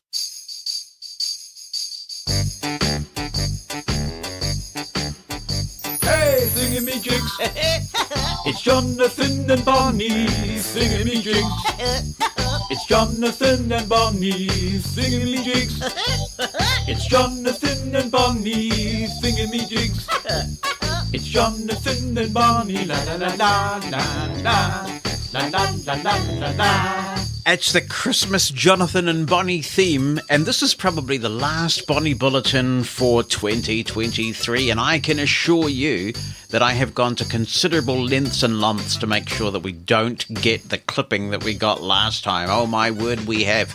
We even had Bonnie talking into the mic about what she had for breakfast, and she's ready to talk to you, distortion-free, now.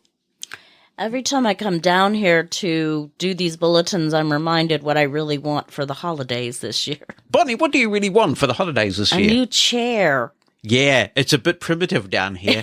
And international guests and people come here to Mosen's house and they're so excited about seeing the studio. You know, I guess they have this idea that it's some amazing... I mean, it is pretty nice in here with all the gear. It is, yeah. You know, I'm not sure what they're expecting, though. I don't know. Paul Holmes, who was one of New Zealand's most famous broadcasters, who sort of took me under his wing for a while, one day he said to me, Jonathan, he said to me, some of the best radio comes out of boxes. It's true. I mean, you don't need something, and particularly nowadays, you can just do it in your back pocket pretty much. You don't need some big fancy place. With things like Backpack Studio. Yeah. I cannot find the words to convey how delighted I am to have you home. I mean, I would have been delighted to have you home anyway, but this trip of yours was just I was going to say comedy of errors, but there was no comedy. Oh, you have to laugh. Okay, I mean, you have to laugh at. But first, back to the chair.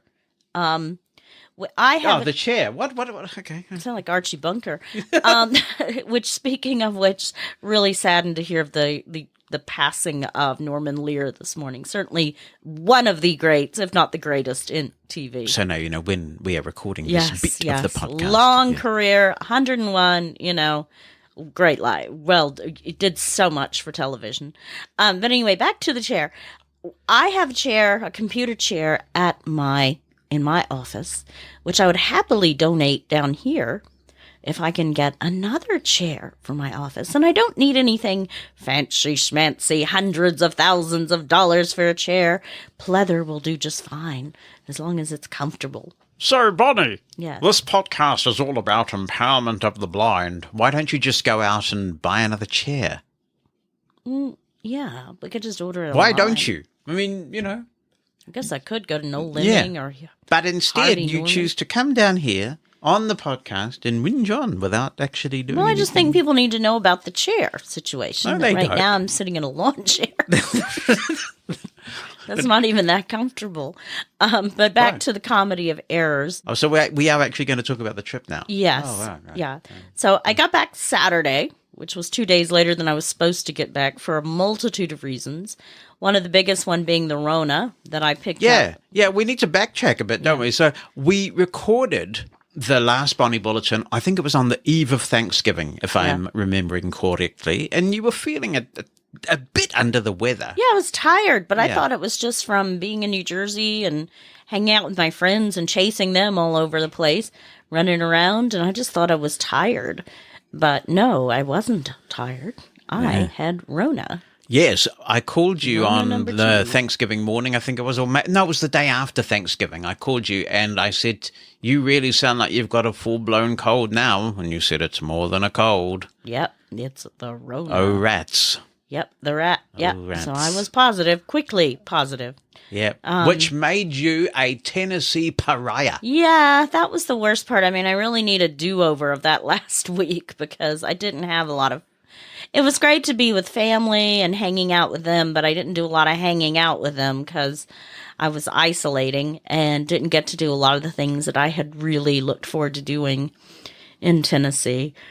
So, It's very unfortunate. it is. So I need to do a part 2. I need to do a do-over. Not today, not tomorrow, maybe in the fall. But the Maybe I'll do legacy, another the Thanksgiving. legacy of your visit remains because now your brother-in-law My brother-in-law has has COVID. it. Yes, yeah. He's cranky right now, so I I think would be too. I'd be cranky with you. no. So he's doing okay, which is good. But it does take its time to. This is my second round of Rona. Both might I add from traveling internationally, because we brought it back from Europe. It's different this time. If I picked it up in the U.S., and there's a chance I could have brought it over from New Zealand, depending on how you look at the incubation rate. Just establish this by working out whether the virus has an American accent or not? I guess they can do the, PCR test or whatever. Find out. Yeah, they could But there do that, is yes. a variant on the East Coast right now that's weaker, but it's a new variant, so I may have. But honestly, everybody on the plane going over to New York was coughing. Even going back, everybody on the plane was coughing and carrying on. So I feel better. I'm coughing quite a lot, and I'm still really realizing that you have to take this thing seriously because I think I can do stuff, and then all of a sudden it's like, whoa, I can't. I'm tired. I know. But I know. And I tell my staff this all the time. If you've got it, don't push through it because that can be incredibly counterproductive long term. And, sometimes even my staff listens to me. My wife, not so much. Well, I think we've been, accustomed to when you're sick, you rest for a day or two and then you're better. But I've seen a lot of people that have pushed, even months later. I remember talking to someone who had COVID. I'm like, my God, are you okay? And they're like, oh, it's long COVID. And they still sounded like they had just gotten it. It's different than last time. I don't think it's as severe because we are vaxxed to the max. I'm getting there. I went to my work Christmas party yesterday, which was nice. And while you were dealing with the COVID, it was also your mission to try and make peace between two governments, essentially. Oh, my goodness. And that was just, if you ever come to New Zealand, leave your guide dog at home. It's just not worth the stress. I think the difficulty is twofold. First, it seems to change so frequently from visit to visit. It even changed while I was over there. Yeah, that's the first thing. And the second thing is that there doesn't appear to be any kind of checklist that you can consult, that you can just go through step by step. Here's what you have to do, step 1, step 2, step 3. And there doesn't seem to be a consensus. It's like various governments can tell you one thing one day and then a different thing another day. 10 minutes later. Well, what's annoying is there actually are checklists, which you follow. But then when you send them all the information, they come back with, oh, this is not part of it. Well, it is. And you end up it's almost like you have to do their job because they can't go through the information and they ask for other things that you've already sent them. And it's really, really frustrating. And one of the things that you observed that was interesting in the US was how less wired the US federal government is compared to ours. And I guess part of this could possibly be scale. A lot of it's just perhaps lack of investment in infrastructure. But over here, for example, we have discontinued the use of checks. We just don't do them anymore. They're not accepted as legal tender but over in the US they still are. And there's a lot of physical paper that seems to fly around the United States still. Yeah. One really interesting thing was the mysterious portal, this mysterious portal that seemed to be so integral to what you were trying to do, but it wasn't working or something. It wasn't working, and the vet was trying to put all the paperwork through. This is for USDA, the steak people. Yeah, so finally he was able to do it. But of course, New Zealand doesn't recognize the portal, because New Zealand and Turkey are what they call orange banner countries, which are very hard to get animals in, and they don't like electronic stuff. They want to use it, but they can't. So I had to still get paperwork back from the USDA before I could travel back, because New Zealand government wouldn't recognize anything that was electronic, even if I had printed it out. They had to have the physical copy. I'm like, oh, whatever, people. Just talk to each other. Just communicate. So, well, the good news is that if you sit down at a restaurant and you chow into something that is USDA certified, you can be assured that the US federal government is committed to stakeholders. Maybe. Then, of course, I get back. They look at the paperwork. Oh, she's free to do whatever she wants. Okay, thank you. But, it was a real mission. It went on for days and days. And it in was the end, going on because for the days portal and was not months working, before. Yeah. you had to physically ship via FedEx paperwork. Yeah. It should have been something that they could do online and get done instantly. Instead, paperwork had to be shipped from Tennessee to Florida. Yeah.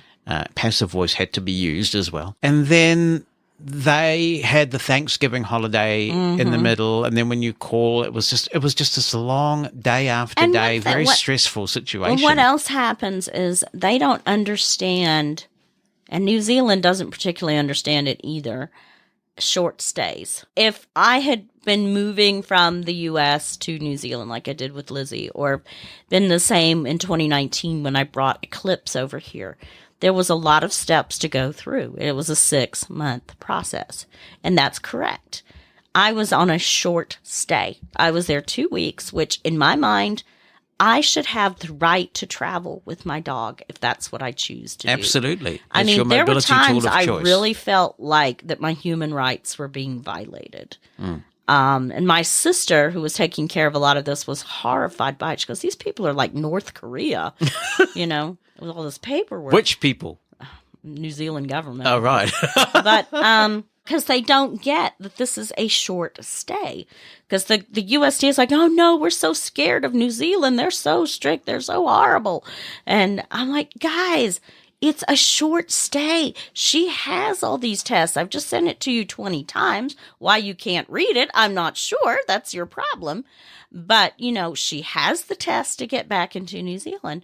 And I don't understand why there can't be some sort of pet passport where she could just say, look, she's going, she's coming back. She doesn't need all this stuff. Yeah, no one's questioning the necessity for the country's strong commitment to biosecurity, because obviously we've got a country that is very heavily dependent on agriculture. We lack certain diseases in this country and we want to keep it that way. But there does need to be recognition of the right of service animal users to be able to travel with the mobility tool of their choice, and for the steps to be clearly detailed and easily followable through a checklist. I think that's what's really frustrating for me. Yeah, and to make it easy. Even Hawaii, my understanding is Hawaii is still difficult in the U.S., which is crazy. England, they somehow got it to a manageable level, but it's not right. It's just really, you're following the rules. A service animal, hopefully, is going to be up to snuff with all their shots and their exams and stuff like that. And, what could I bring over? There's the Rona, yeah. Yeah, I brought the Rona over. So, I'd be more worried about that than my dog. But who's not going to have rabies, because rabies seems to be the thing they're afraid of most, because we don't have rabies here. But she's not going to have rabies. That's just not going to happen. Yeah. And I don't know. We'll work on this. We're going to work on it, because I'm just determined if I choose to travel with my dog, I should be able to do it. But then it's not easy to travel by air with guide dogs in the US anymore either, is it? Because you've got to fill in that form. I actually had a good experience with United, I have to say. It was easy. I know there are some airlines where it is difficult because they use third-party providers. But United, I sent in the form. They uploaded it to the system. I printed out my form. I went to Newark. It was already in the system. I flew United to Houston out of Nashville. No question. So I have to say that it was a pretty seamless experience. But don't you think the principle of the thing is important? I think the principle is terrible. I mean, it's all because there are people who fake service animals because they don't want to pay to bring pooch on a plane. Right. You know, or pay for them to go in cargo. And what people don't understand is our dogs, a real, legitimate service animal, has been socialized. Eclipse slept the entire way to New York. No one knew she was on the plane, you know. And the same thing going back from Houston to Auckland. You know, she's asleep. There's no problem. Now, there are service animals who have had issues with flying, and they eventually have to retire, particularly if the person flies a lot.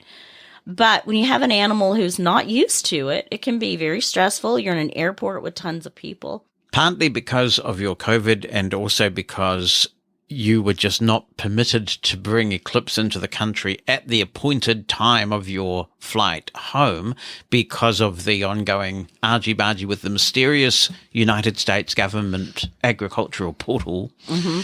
We had to invest a considerable amount in you rescheduling your flight. Yeah. And so you arrived a couple of days later than you were meant to. Yeah. And even that wasn't guaranteed because, as we have recounted on this very show, you became a citizen of New Zealand on the 8th of November, and that had unforeseen consequences. Yeah, because I talked to Citizenship about this before and said I was taking this trip. And, oh, no, that won't be a problem because you're not going to be out of the country very long. So I had just had my citizenship ceremony prior to leaving, so there wasn't time to do any passport stuff.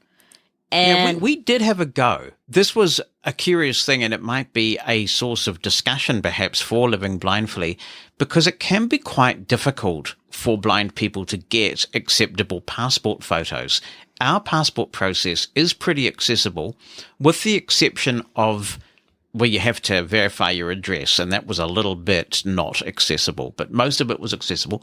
And you get to the point where you upload a photo, and before you left, we went to the pharmacy. You got a photo taken that was apparently suitable for the passport system. But when we tried to upload that photo, it came back and said there's shadow around the eye, and it wouldn't accept the photo. I had the same problem, I think, some years ago when I got my last passport. I find it difficult to keep my eyes open for long periods, and so we had to have a couple of goes. So we couldn't use the photo that the pharmacy actually verified as suitable, although they didn't do what the pharmacy did that we ultimately used. So we couldn't use the passport photo, and then time ran out. You headed off. In the end, now that you're back, you went to another pharmacy this time, and they have a checking tool to make sure that it's going to pass, because you got your nephew, who's a videographer, to take a photo, and the passport system didn't like that one either for a different reason. It said it wasn't straight enough. Yeah. So luckily this Unichem, by the way, for anybody listening in New Zealand, the local Unichem pharmacy in Johnsonville ran it through a checking tool to make sure that when you walked out the door, you had a passport photo that the Department of Internal Affairs was going to be happy with, which is brilliant. So we finally got that done.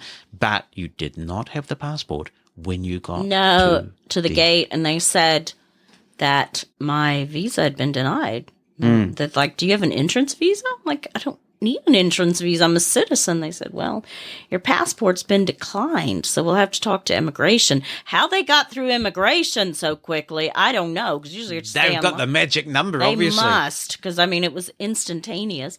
And she said, yeah, we can see you're a citizen. And she goes, did you just do your ceremony? I said, yeah. She goes, well, we have that information, so we're going to put a code to override it. So then I'm like, okay, that's fine. So then I get to the country. I'm like, okay, how's border control going to deal with this? But they knew about it, and they said, we're just putting a 3-month visa on you. It really was a comedy of errors. So what happened was that when you got your citizenship, they cancelled your visa, canceled your the residence visa. Yeah, I visa, know which they is did on that. your US passport. So when they ran it through the system, the visa for permanent residency on your passport is no longer valid. So effectively, you are a New Zealand citizen in the United States without a passport. Yep. And that's why they denied you. So that's really fortunate that they did that, because what they might have made you do was actually apply for an urgent New Zealand passport from the United States and not let you come home until you got your New Zealand passport. Yeah. So that Which was wouldn't good have that they did surprised that. me if that had happened. I mean, it was just one thing after a jolly old another, wasn't it? Yeah. Extraordinary. And then to cap it off, I thought Bonnie has been through such an ordeal with this trip, and I could not wait. I didn't want to be away from her a moment longer than necessary. So when her plane from Auckland to Wellington was in the air, I jumped in the jolly old Uber and headed to the airport. And then Bonnie's plane, it turns out, was way late. So I was standing around there. You can't be a blind person standing around just passing the time waiting for someone without a gazillion people wanting to help. Isn't it ironic that when you want help, it's hard to find? So I'm standing there at baggage claim and everybody's saying, are you okay? Do you need a hand? And I say, thank you, I'm fine. I'm just waiting for someone. And I'm looking on the Find My, and I can see, finally, the plane's landed. Bonnie's phone is on, and it's showing her here in Wellington. So normally, when either of us lands at a destination, we text each other, we say, I've just landed. But for some inexplicable reason, Bonnie didn't send that text this time. And I sent her a text, and I said, hi, sweetie, I'm here at the airport to meet you. We both have iPhone 15s now. And one of the reasons why we bought iPhone 15s together was because of this new proximity finding feature. And I thought this is the perfect time to test it. So I was in the Find My app, and I could actually suddenly see it was saying Bonnie is nearby, and it was telling me how many meters away from me she was. To be fair, I guess if I had stayed where I was, maybe the Meet and Assist person might have seen me, or maybe the Meet and Assist person wouldn't have commented, who knows. But I could tell exactly how far away Bonnie was, and it was like 40 meters, 35 meters, 30 meters. She was getting closer, so I wandered off and headed in her direction. And sure enough, for a while, it was working. It was down to 20 meters, 15 meters, 10 meters. I think it got as close as 8 meters, which, for those who don't do meters, is about 24 feet. So it's probably not close enough to yell yet. 24 feet. It might have been, I suppose. And then, of course, what this thing cannot do is detect any obstacles that might be in the way in those 24 meters. It's very directional. And it will say 24 meters to your right, and so you turn slightly right, and it will say 24 meters straight ahead, so you keep moving. But then, of course, if something is between you and the person, like a jolly big flight of stairs that you're walking under, and I smashed my head in my enthusiasm because my cane didn't pick it up, and I was moving quite fast to get to you, and I whacked my head right into this flight of stairs that was up above my head, which of course then prompted a group of people to gather around to say, oh my God, are you okay? Isn't someone helping you? And I'm just trying to find my wife. And by this stage, I was in the cab. I'd lost you. And so I phoned Bonnie up and I said, and I tried to make a contact with her, and it rang and went to voicemail. So I hung up and I immediately phoned again, and it rang and went to voicemail. Busy and the spelling. third time, I'm on a roll here. And the third time I call up, and finally she picks up, and I say, where are you? And she says, I'm in the cab. I'm like, what the actual soup? I realize that's very strong language, but what the actual soup? I texted you to tell you I'm here, and you're in a cab. She didn't tick the text. No, because I'm not getting the notification. So usually when I turn on the notifications make a noise. So it didn't. And then the cab driver wouldn't let me out of the cab unless I paid them $40. That's terrible. I was being held captive in the country, captive in the cab. I'm like, I'm just not happy right now. That is extortionate behavior because you hadn't even left. No, but I was trying to because I'd gotten in the cab and they were at the airport or something. I'm like, and I kept, the reason I couldn't answer the phone because I kept having to spell our street 50 times to the idiot driving. Yes. Well, we often have that. That's why I like Uber. But so it was a comedy of errors even to the very last when I was trying to do this kind of nice thing and meet her at the airport, and it just turned into this debacle. Yeah. Debacle. That's what it turned into. But at least we know the Find My feature works Yeah, when exactly. And So- hopefully I can travel again sometime. I wouldn't recommend it, Bonnie. I think that you just need to stay grounded. No, I'm going to go back to Tennessee. All right. Well, that's pretty much it, isn't it? Yep. Yes. Would you like to comment on who you might vote for, what you might vote for in the Mushroom FM? No. What? No, I had to think about it. Well, I okay. don't know who I'm voting for. Well, I hope you'll vote. I will. And I hope that you will encourage everyone you know to Yeah, vote. I do. Time's Yeah. running out, you know. Yeah, I know. Yeah. You've only got till the 14th of December Yeah. to vote. Maybe Anthony the Christmas movie boy. Oh, we'll talk about that on another show. Okay. Yeah, because we've got something really cool to demonstrate in that regard. Yeah. But anyway, thank you for your contributions to Living Blindfully over the year. And of course, it wasn't Living Blindfully at the beginning of the year, No, it so it's been a pretty exciting year for the podcast. It has been. Yeah, lovely. And get better soon. Thank you. Well, Bye. goodbye. We're back for our final episode of 2023 next week. We'll probably get a bit of Christmassy fun in there. And speaking of Christmassy fun, a final reminder, do vote in the Mushroom FM Holiday Countdown. It's so much fun to be a part of. MushroomFM.com/countdown2023 is how you do it. See you next week. Remember that when you're out there with your guide dog, you've harnessed success. And with your cane, you're able. If you've enjoyed this episode of Living Blindfully, please tell your friends and give us a 5-star review. That helps a lot. If you'd like to submit a comment for possible inclusion in future episodes, be in touch via email. Write it down or send an audio attachment. opinion@livingblindfully.com or phone us. The number in the United States is 86460-MOSEN. That's 864-606-6736.